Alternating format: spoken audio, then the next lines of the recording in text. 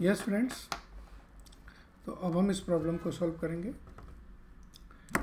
एक बार पढ़ लें।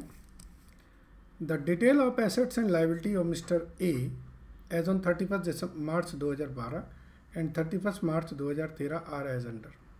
फर्नीचर दे रखा है, building, stock, debtor, cash in hand, cash at bank, loans, creditor.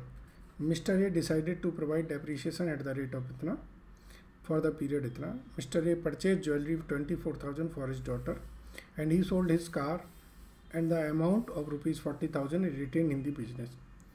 ये पर्सनल कार बेची उन्होंने और वो पैसा इन्होंने बिजनेस में रख दिया, यानी कि एडिशनल कैपिटल हो गई। Prepare statement of affair and calculate the profit. Okay friends, आपको इसमें तो बोल ही दिया, अगर नहीं भी बोला होता तो भी हमें स्टेटमेंट ऑफ अफेयर बनाना पड़ता है। तो हम पहले स्टेटमेंट ऑफ अफेयर बनाएंगे मिस्टर ए का।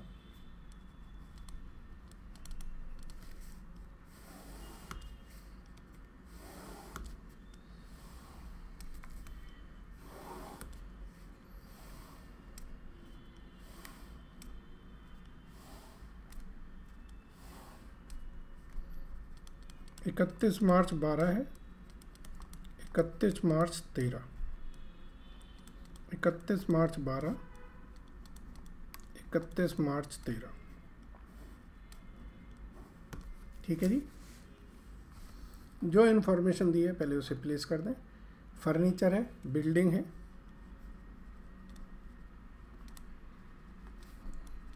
फर्नीचर 50,000 का है, बिल्डिंग, इसके बाद है stock, debtor, cash at bank, cash in hand. ठीक है जी, वैल्यू लिख दें। स्टॉक 1 लाख का है, डेटर है 60,000 के, ये 1 लाख, डेटर आपके यहाँ पे 60,000 है और यहाँ 1,10,000। ठीक है जी, इसके बाद कैश इन हैंड है 11,200,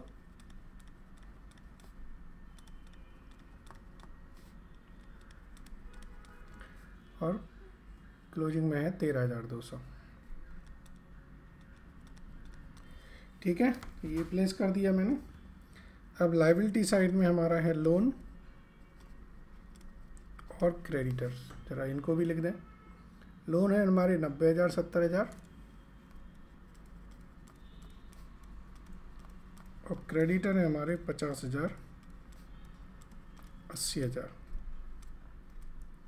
तो ये जो बैलेंसिंग फिगर आएगी एसेट्स माइनस लायबिलिटी के कॉन्सेप्ट से कैपिटल होगी। ठीक है जी, एसेट्स माइनस लायबिलिटी के कॉन्सेप्ट से ये कैपिटल होगी। चलिए, अब आप यहाँ पे लिखा था कि डेप्रीशिएशन इस पे फर्नीचर पे कितने % लगाना है? फर्नीचर पे लगाना है 10% से। तो ये 10% डेप्रीशिएशन लग के जो वैल्यूज़ आएंगी वो ये आएंगी। इसका टोटल आएगा 5,90,700 और इसका आएगा 3,81,200।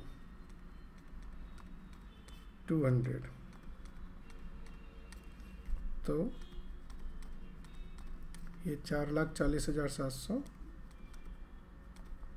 2,41,200। ये पहला पार्ट हो गया।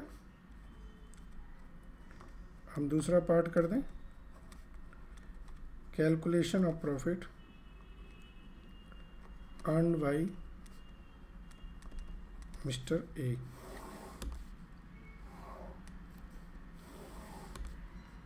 हम लिखेंगे कैपिटल एट द एंड कितना है 4,40,700 प्लस करेंगे ड्राइंग। इन्होंने ज्वेलरी खरीदी थी, क्वेश्चन में दिया है कि ज्वेलरी खरीदी थी डॉटर के लिए। फिर बात करेंगे एडिशनल कैपिटल। एडिशनल कैपिटल में इन्होंने अपनी मोटर कार को बेचा था और वो पैसा बिजनेस में ही लगा दिया था। ठीक है ना। और कैपिटल एट दी बिगिनिंग